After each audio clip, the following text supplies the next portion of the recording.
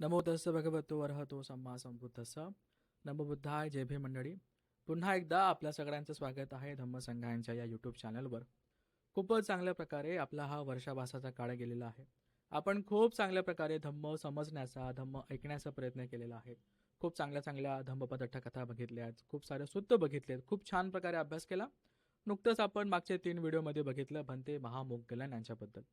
अशाच प्रकारे भविष्यामध्ये आपण खूप सारा थेरी यांच्याबद्दल सुद्धा बघणार आहोत आणि भरपूर सारं मोटिवेशन, खूप सारी प्रेरणा घेणार आहोत, जेणेकरून आपण खूप चांगल्या प्रकारे शील, समाधी, पय्या याचा अभ्यास करून आपापल्या पद्धतीने धर्माच्या मार्गावरती आपण वाटचाल करू आणि प्रगती करू. आज आपण बघणार आहोत तिस्स थेर वथू. नुकताच वर्षावासाचा कालावधी संपलेला आहे. कठीण चिवरदानाचा खूप मोठा हा काळ चालू आहे. पवित्र महिना चालू आहे असं आपण बोलूया. खूप चांगल्या पद्धतीने भरपूर ठिकाणी खूप चांगल्या प्रकारे दान कर्म चालू आहे, दानधर्म चालू आहे, धम्मदेसना चालू आहे, चिवरदान, कठीण चिवरदान चालू आहे.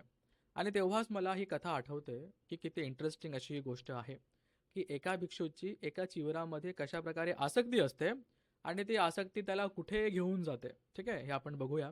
आणि याच्यामध्ये शिकण्यासारखं खूप काही आहे. खूप लहान लहान मुद्दे आहेत. आपण याच्यावरती चर्चा करूया आणि बघू की जर आपली कुठल्या एका वस्तूमध्ये, व्यक्तीमध्ये, गोष्टीमध्ये कुठल्या प्रकारची आसक्ती असेल, बरोबर, राग असेल, अटॅचमेंट असेल, ते आपल्याला कुठपर्यंत घेऊन जाईल हे आपण बघूया. ठीक आहे, परत एकदा आपण आज धम्मपद अट्टकथा बघणार आहोत. मलबग्गामध्ये ही धम्मपद अट्टकथा आहे. तिस्स थेर वथू. बरेच लोकांनी ऐकली असेल, ज्यांना नवीन असेल त्यांनी परत खूप छान प्रकारे ऐका. ठीक आहे, आपण सुरू करूया. आता आपण मागच्या काही व्हिडिओमध्ये बघितलं की कशा प्रकारे वर्षावास समाप्ती होते, पवारणा होते, कठीण चिवरदान होतं. आणि त्याच प्रकारे आता आपण या ठिकाणी बघूया की कसं एका भिक्षूला चिवर मिळतं दानामध्ये. ठीक आहे, कसं तिस्स थेर वथू आहे. ऐमंग धम्म देसनंग सत्ता जेतवने विहरंतो तिस्स थेर नाम भिक्कुंग आरभ कथेसे. तिस्स थेरच्या नावाच्या भिक्षूला आता ही कथा सांगण्यासाठी सुरुवात केलेली आहे बुद्धांनी. काय होतं, एको कीर सावस्ती वासी कुलपुत्तो पपज्जित्वा लद्ध उपसंपदो तिस्स थेरोती पय्याये. श्रावस्तीमधला एक गृहस्थ असतो. तो खूप चांगल्या प्रकारे बुद्धांमध्ये श्रद्धा उत्पन्न करून प्रवज्जित होतो. उपसंपदा त्याला प्राप्त होते आणि तो तिस्स थेर या नावाने आता ओळखला जातोय. आता जर कोणाला माहिती असेल की पबज्जा आणि उपसंपदा ह्याच्यामध्ये फरक काय, कोणी असेल तर नक्कीच प्रयत्न करा कमेंट बॉक्समध्ये सांगायचं की पबज्जा आणि उपसंपदा ह्याच्यामध्ये फरक काय असतो. ठीक आहे, पुढे. सो अपरभागे जनपद विहारे वस्त उपगतो अट्टहत्तकं थूल साटकं लभित्वा वथू वुत्थ वस्तू पवारेत्वा तंग आदाय गंतवा भगिनिया हत्ते ठपेसे. काय होतं, आता काही दिवसांनंतर, काही टायमानंतर एका ठिकाणी खूप चांगल्या प्रकारे वर्षावास होतो आणि त्या वर्षावास झाल्यानंतर त्या भिक्षूला 8 हत्तकं, 8 हाताचं त्याला असं चिवर मिळतं, बरोबर. आणि काय असतं थूल साटकं. थूल साटकं म्हणजे थोडं जाड कापड आहे. ठीक आहे, जो चिवर शिवण्यासाठी कामामध्ये, अजून चिवर नाही आहे, चिवर शिवण्यासाठी तो 8 हातांचा असा त्याला कापड मिळालेला आहे. आणि कालांतराने तो वर्षावास संपल्यानंतर, पूर्ण पवारणा वगैरे झाल्यानंतर, पवारणा वगैरे झाल्यानंतर तो कापड घेऊन आता त्याच्या बहिणीकडे गेला आणि तिला ते कापड सोपवलं. नंतर आता ती तो कापड घेऊन आता विचार करते कसं, न मे एसो साटको भातू अनुच्छविको, की माझ्या भावासाठी हे कापड बरोबर नाहीये. ठीक आहे, याला ते सूट होणार नाही किंवा बरोबर नाहीये, उच्च क्वालिटीचं नाहीये, चांगलं क्वालिटीचं नाहीये, म्हणून ती काय विचार करते की हे काय बरोबर नाहीये. मग ती काय करते, तंग तिखिणाय वासिया छिंदित्वा हिरहिरंकत्वा उद्दुःखले कोटेत्वा पविसेत्वा पोथेत्वा वट्टेत्वा सुखंग असुत्तंग कंतित्वा साटकंग वायापेसे. काय करते ती, त्या कापडाला घेते, त्याचे म्हणजे काहीतरी एक तीक्ष्ण अशी काहीतरी वस्तू आणते, आपण कैची समजू, कैची आणते, त्या धारदार वस्तूने त्याला पूर्ण कापते, छिद्रे करते, त्या पार छिद्र करून करून हिर त्याला लांब लांब पट्ट्यांमध्ये कापते. मग त्याला उद्दुःखले, जसे काही आपला खलबत्ता असतो समजा, त्याच्यामध्ये त्याला कुटते. मग त्याचा एक एक धागा वेगळा वेगळा करून करून त्या धाग्यापासून पुन्हा एक कापड बनवते आणि ते कापड थोडं आता मुलायम असतं, थोडं मोठं असतं, थोडं मुलायम असतं. अशा प्रकारे तिथं परत तो कापड बनवते. असं ती बहीण मेहनत घेते तिच्या भावासाठी, जो आता भिक्षू आहे. मग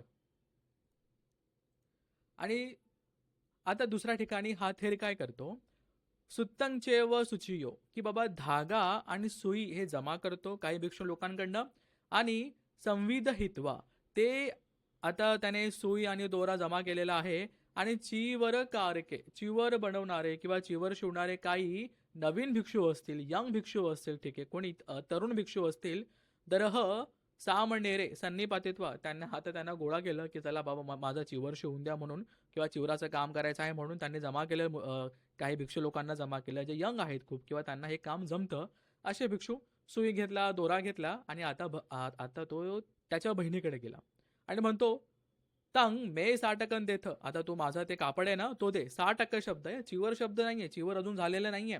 म्हणजे इतकं आपल्याला कळतं की पवारणा झाली आणि चिवर दान झालेलं आहे, पण तिथे चिवर दिलं का? चिवर शब्द पाहिला तुम्ही आतापर्यंत? नाही. ठीक आहे, चिवर कार के वरती शब्द बघा, चिवर बनवण्यासाठी त्याने त्यांना गोळा केलं म्हणते लोकांना, बरोबर.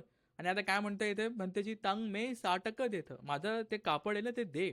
ठीक आहे, अजून ते चिवर झालं नाही, चिवरंग करिस्सा मी त्याचा ते चिवर करणार आहे. याच्यावरून आपल्याला असं कळतं की त्यावेळेस बुद्धांच्या वेळेस जे काही पवारणा झाल्यानंतर म्हणा, किंवा जेव्हा कठीण चिवरदान व्हायचं, तर हा कठीण कापड असायचा, कठीण कापड असायचा. आपण कठीण ह्या विषयामध्ये बघितलेलं आहे की कठीण काय आहे व चिवर काय आहे. कठीण संदक वेगळा आहे, चिवर स्कंदक वेगळा आहे, याच्याबद्दल आपण भरपूर माहिती घेतलेली आहे. त्यांना काही प्रश्न असेल कठीण चिवरदानाबद्दल, त्यांनी मागचे काही व्हिडिओ बघावे, खूप चांगल्या प्रकारे समजून सांगितलेलं आहे, मराठीमध्ये सुद्धा आणि हिंदीमध्ये सुद्धा. ठीक आहे, पुढे आता मग तिने काय केलं, ते कापड जे तिने नवीन बनवलं ते आता 9 हातांचं आहे, त्याने दिलं 8 हातांचं, आणि हे झालं 9 हातांचं. ते जरा मऊ आहे, नरम आहे, अशा प्रकारे आता ती घेऊन आता ती त्या भावाला देते, कन्निट्ट भात एक असतं, लहान भावाला देते, जो आता भिक्षू आहे. आता तो काय करतो, सोतंग घेतवा विथारेत्वा आलोकेत्वा, तो कापडाला बघतो, नीट बघतो, त्याचं परीक्षण करतो, आणि त्याला कळतं, अरे बाबा हे माझं चिवर नाहीये. मामा साटको थुलो, माझं जे कापड होतं ते थोडं वृक्ष होतं, जाड होतं, अठ्ठ हत्तो ते तर 8 हातांचं होतं. अयंग सुखुमो नवहत्तो, आणि हे तर खूपच चांगलं आहे, हे ते 9 हाताचं आहे. अयंग मम साटको तुम्हाकंग एस, अरे हे तर माझं नाहीये, हे तुझंच आहे. न मे इमिना अथ्थो, हे मी घेणार नाही, तू मला माझंच दे. तमेव मे देथ, जे माझं चिवर आहे, जे माझं कापड आहे, तेच तू मला दे. बहीण समजावून सांगते, अरे नाही, तुम्हाकंग एव असो, अरे हे तुझंच आहे, गणना ती घ्या, तुमचंच आहे, तुमचंच आहे, तुम्ही घ्या. पण ते काय ऐकत नाही. मग बहीण सगळं सांगते की काय काय केलं, अथस अत्तना कथकिच्चांग सब्बंग आरोचेत्वा, आणि ते सगळं सांगते की बाबा मी कापडाला फाडलं, तोडलं, असं केलं, तसं केलं, आणि मग हे नवीन कापड बनवलेलं आहे. पण ते तुम्हाकंग एसेव गणती, बनतेजी तुम्हीच घ्या, मी तुमच्यासाठी बनवलेलं आहे. मग बनतेजी त्याला स्वीकार करतात, आणि मग विहारंगंतवा चिवर कम्मंग पठ्ठपेसे, आणि विहारामध्ये जाऊन त्या कापडाला आता चिवर बनवण्याची प्रक्रिया त्यांनी सुरू केलेली आहे. आणि अशा प्रकारे जे काही बनते लोक आता त्या भिक्षूसोबत त्या बहिणीकडे गेलेले असतात. मग ती बहीण खूप चांगल्या प्रकारे त्यांचं आमंत्रण सुद्धा देते एकदा भोजनाला. मग ते भोजन वगैरे करतात, वेगळे वेगळे, ठीक आहे, खूप चांगल्या प्रकारे त्यांचा लाभ सत्कार होतो. ठीक आहे, आता तो चिवर घेऊन परत आता विहारामध्ये आलेला आहे, आणि ते चिवर खूप चांगल्या प्रकारे झालेलं सुद्धा आहे. ठीक आहे, चिवर निठ्ठित दिवस आहे, चिवर आता बनवून झालेला आहे. त्या दिवशी काय केलं, बहिणीने घरी बोलवलं, खूप चांगल्या प्रकारे त्यांचा लाभ सत्कार केला, त्यांना भोजन दान दिलं, वेगळे वेगळे दिलं, आणि ते करून आता तो विहारामध्ये आलेला आहे. भिक्षू आता त्या चिवराला बघतो, अरे वा काय सुंदर चिवर आहे, बघा. सो चिवरंग आलोकेत्वा तस्मेंग उत्पन्न सिनेहो, उत्पन्न स्नेह, स्नेह उत्पन्न झालाय. तो आता त्या चिवराच्या प्रेमामध्ये पडलेला आहे की आता हे चिवर मी स्वेदानी नंग पारू पिस्सामे, म्हणजे पारुपती शब्द आहे की मी उद्या आता याला घालेल, स्वे इदाने, मी आता याला उद्या घालणार आहे, असं विचार करून चिवरंग वंसे ठपेत्वा, एका ठिकाणी त्याला चिवराला ठेवतो, टांगतो, आणि रात्री काय होतं, तंग रत्ती भुत्त आहारंग जिरापेतुंग असक्कंतो कालंकत्वा, आणि खूप काही खाल्लेलं असेल समजा, आणि ते पचलं नाही, किंवा इतर काही कारणामुळे ते जिरलं नाही समजा, आणि मग त्या त्रासामध्ये रात्री त्याचा मृत्यू होतो. मग कत्वा तस्मिंग एवे, आणि मग तो तिथेच, आत्ता इथे मेला समजा, वारला तिथल्या तिथे, आणि तिथेच चिवरे उका होतवा निब्बती, आणि त्या चिवरामध्ये एक किडा म्हणून त्याचा जन्म होतो, बरोबर, एका किड्याच्या रूपामध्ये त्याचा जन्म होतो. भाता भिक्षू आता वारलेले आहेत, लोकांपर्यंत खबर पोहोचलेली आहे, बहिणीपर्यंत खबर पोहोचते, बहिणी पण खूप रडते, वेगळे वेगळे वेगळे. भिक्षू लोक येतात, त्याचं जे देहक्रिया असते ते करतात, सगळं करतात. ठीक आहे. आणि मग संघासमोर सगळं काही त्याचा तो उरलेला सुरलेला सामान असतो ते आता संघासमोर ठेवतात.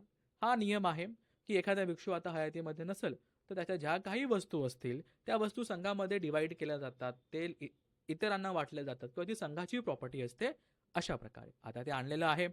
मग भजे सामान, की आता जो सामान वगैरे आहे ना त्याचं आपण आता विभाजन करूया असा भिक्षू संघ आता ठरवतो.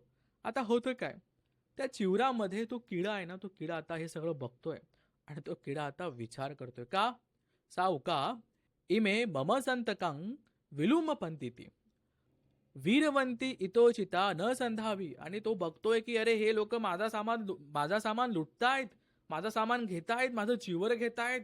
असं तो किडा बघून बघून त्याच्या मनात त्याचं मन खराब होतोय. तो खूप रडतोय, खूप आकांत करतोय. आता बुद्ध सत्था गंधकुटियं निसिन्नोव दिब्बाय धोत सातूया तंग सद्दंग सुतवा. आणि त्या किड्याचे शब्द आता बुद्धांना ऐकू येत आहेत. बुद्ध तिथेच गंधकुटीमध्ये बसलेले आहेत आणि बुद्ध आनंदांना आवाज देतात. आनंद तिस्सस्स चीवरं अभाजेत वा सत्ताहं निक्षिपितुं वदेहिती. बुद्ध म्हणतात, आनंद तिस्सांचं आता जे सामान आपण आता विभाजित करत आहोत ना, आता करू नका, आपण ते 7 दिवसांनंतर करू असं बुद्ध आदेश देतात. आणि मग अशाच प्रकारे सगळं होतं. भंते ते तिथे थांबवतात. ठीक आहे. आणि आपण ते 7 दिवसानंतर करू, 8व्या दिवशी करू असं ठरतं. इथे सापी सत्तमे दिवसे कालंकत्वा तुसीत विमाने निब्बती. मग हा किडा 7 दिवसांपर्यंत त्या चिवरामध्ये असतो. 8व्या दिवशी तो वारतो आणि मग तो तुषित विमानामध्ये, तुषित लोकांमध्ये त्याचा जन्म होतो. नक्कीच बुद्धांच्या संघामध्ये होता. खूप काही पुण्यकर्म केलेच असतील. त्या पुण्याच्या प्रतापाने तुषित लोकांमध्ये आता देवता म्हणून जन्म झालेला आहे. आजचा आहे 8वा दिवस. मग सत्था 8मे दिवसे तिस्सस चिवरंग भाजेत्वा गणत. चला, बुद्ध म्हणतात आज 8वा दिवस आहे, त्या तिस्साचं चिवर वगैरे इतर वस्तू आहेत ना, चला ते आता संघामध्ये आपण डिवाइड करूया. आणि भिक्खूंनी तशाच प्रकारे केलं. मग आता खूप चांगल्या प्रकारे चिवराचं म्हणा इतर गोष्टींचं विभाजन झालेलं आहे. बुद्धांनी बुद्धांनी धम्म सांगितला खूप चांगल्या प्रकारे. मग आता म्हणते लोक काहीतरी घुसरू करतायत, काहीतरी असे बडबड करतायत की बाबा बुद्ध असं का म्हटलेत की 7 दिवसानंतर करू. लोकांना वाटलं बुद्ध असं का म्हटलेत, असं तर अचानक बुद्धांनी असा आदेश दिला, आपण ते थांबवलं आणि आता आपण 8व्या दिवशी केलं. बरोबर, काही लोकांना वाटलं. तर त्याने बुद्धांना विचारलं की भगवंत का बरं तुम्ही असं आम्हाला सांगितलं आणि 8व्या दिवशी तुम्ही आम्हाला असं करायला सांगितलं. मग तेव्हा बुद्ध सांगतात, भिक्कवे तिस्सो अत्तनो चिवरे उका हुत्वा निब्बतो. तो तिस्सो होता ना, तो त्याच्या चिवरामध्येच एक किडा म्हणून जन्माला आला, कीटक म्हणून जन्माला आला.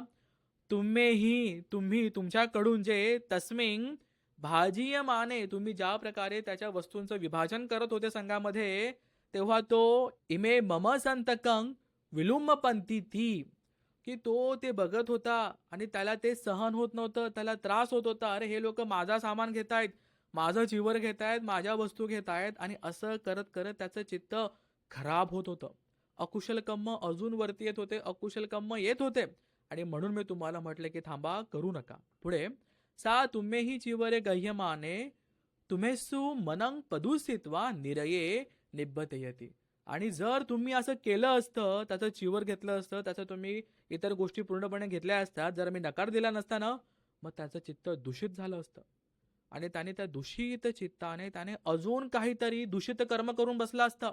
साहजिक आहेत, तिथे स्वतःपन्न भंते असतील, सगदागामी भंते असतील, अरहंत आहेत, अनागामी भंते लोक असतील.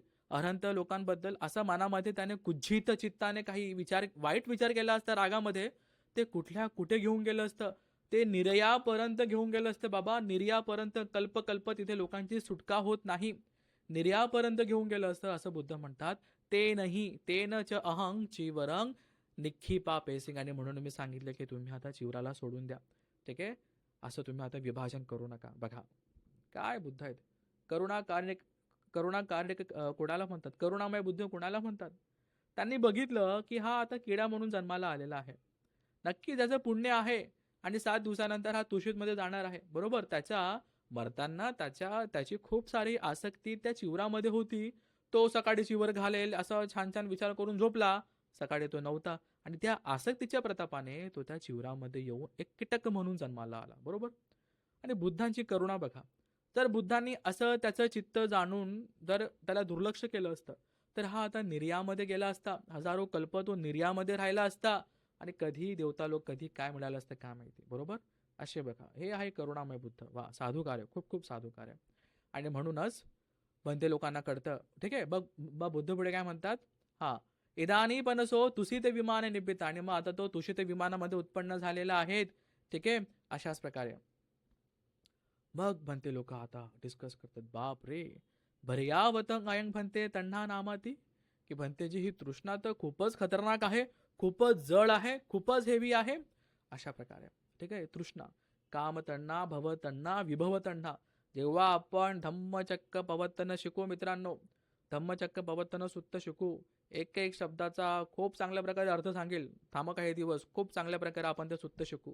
बुद्धांचा मेन धम्म, कोर धम्म, ठीक आहे, त्याच्यामध्येच आहे. अख्खा रस, अख्खा सत्व धम्मचक्क प्रवर्तन सूत्रामध्ये आहे. बघू आपण एका दिवशी, खूप छान सूत्र असेल ते. कामतण्णा, भवतण्णा, विभवतण्णा काय तेव्हा आपण बघूया.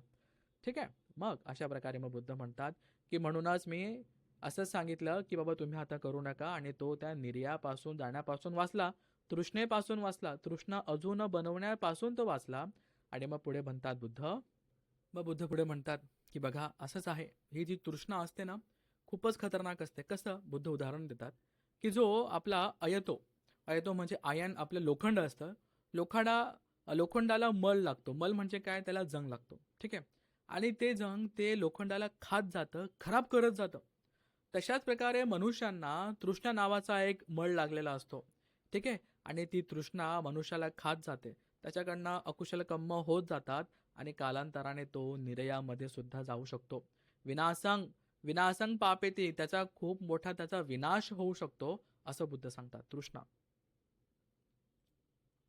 आणि मग पुढे बुद्ध गाथा म्हणतात, अयसाव मलं समुत्थितं ततुत्थाय तमेव खादती एवं अतिधोनचारिणं सानी कम्मानी नयंती दुःखंती. बघा, अतिधोनचारिणं, आपण सगळे याच्यामध्ये येतो, सगळे लोक आपण याच्यामध्ये येतो. कसं, अयसावं तसंच की जसं लोखंडावरती मल म्हणजे जंग लागलेला आहे. ठीक आहे. आणि कालांतराने तो ततुत्थाय तमेव खादती, तिथेच उत्पन्न होतो आणि त्यालाच खात जातो. बरोबर. अशा प्रकारे ते लोखंड असेल, इतर काही वस्तू असेल, ती तशी खराब होत जाते. एवं अशाच प्रकारे अतिधोनचारिणं म्हणजे कसं, एखादा व्यक्ती जो कामभोगामध्ये लिप्त आहे. कामभोग म्हणजे काय, कामभोग फक्त त्या एका अर्थाने नसतो.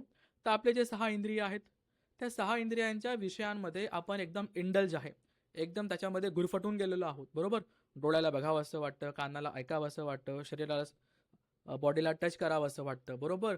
जिभेने काहीतरी चव घ्यावीशी वाटते, वगैरे वगैरे वगैरे. बरोबर. असं या सगळ्या इंद्रियांमध्ये आपण इतकं गुरफटलेलो आहे. आणि मग वेळोवेळी प्रत्येक क्षणाला काही ना काही तृष्णा येतच आहे.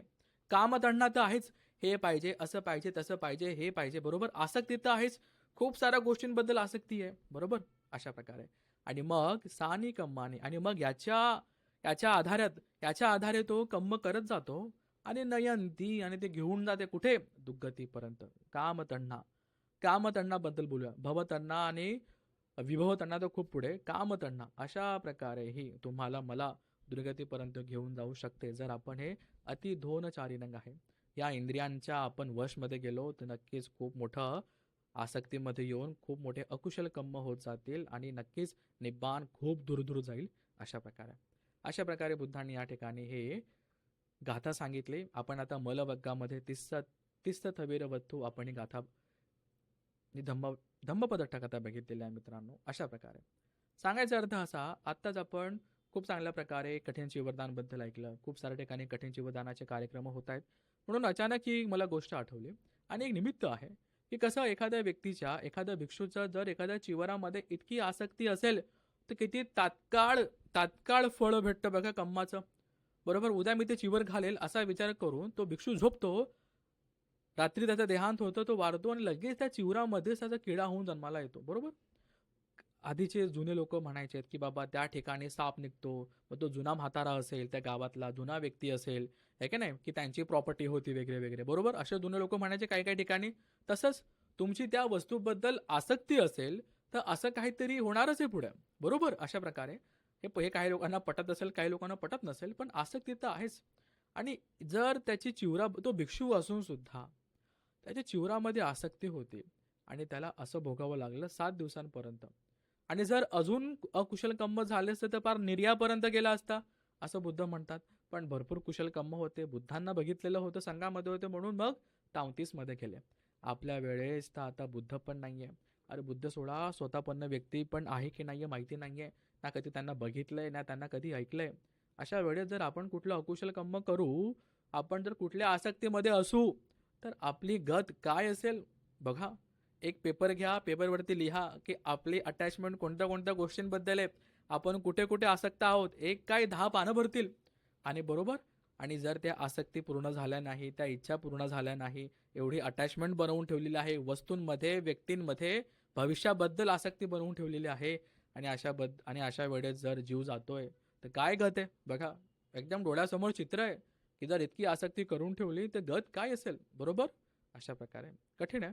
पण धम्म आपल्याला खूप प्रेरणा देतो की अशा गोष्टींपासून आपण जेवढं होईल तेवढं कमी कमी कमी दूर राहूया, आसक्ती कमी करूया, समते विपश्यना करू. नक्कीच हा भाव सुद्धा चांगल्या प्रकारे उत्पन्न होईल. अशा प्रकारे आज आपण बघितलं तिसरं थेरवथू.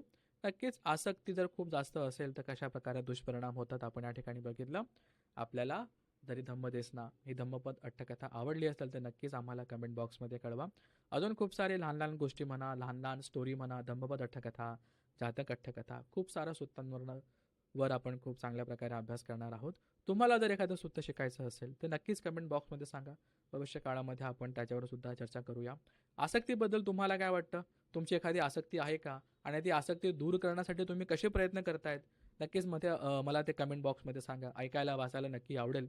ठीक आहे. अशा प्रकारे मित्रांनो, आपण मागच्या 3 व्हिडिओमध्ये भंते महामुद्गल यांच्याबद्दल बघितलं. त्यांचं परिनिब्बाण कसं झालं ते बघितलं. त्यांची हत्या कशी झाली ते पण बघितलं. ते बघून खूप लोकांनी मेसेज केलेत की सर, बनते महामुद्गलान सुद्धा आपल्या ह्या कर्मातून वाचू शकत नव्हते, तर आम्ही कोण आहोत. बरोबर. आपण छोट्या छोट्या गोष्टींबद्दल रडत असतो. माझा हा तसा, माझा तो तसा, मला हा त्रास आहे, मला तो त्रास आहे. जो तो आपल्या आपल्या कर्माच्या विपाकाने ते भोगत आहे. स्वतः महामुद्गलान बनते सुद्धा सुटले नाहीये. बुद्ध सुद्धा कर्मातून सुटलेले नाहीयेत. तर आपण काय आहे. बरोबर. पण धम्म आपल्याला ते सहन करण्याची, त्याच्या थ्रू जाण्याची एक खूप मोठी ताकद देत असतो. धम्म खूप मदत करतो मित्रांनो. अशाच प्रकारे भरपूर लोकांनी त्यांचा अनुभव शेअर केला. खूप चांगल्या प्रकारे आपण पुढे सुद्धा खूप छान छान सुद्धा बघूया. ही धम्मदेसना ऐकून जे काही पुण्य मी कमवलं आहे, हे पुण्य मी आपल्या सगळ्यांसोबत शेअर करतो. आपल्या सगळ्यांचं मंगल हो, सगळ्यांचं कल्याण हो, अरहंतांचे दर्शन हो, बुद्धांचे दर्शन हो. साधू साधू साधू.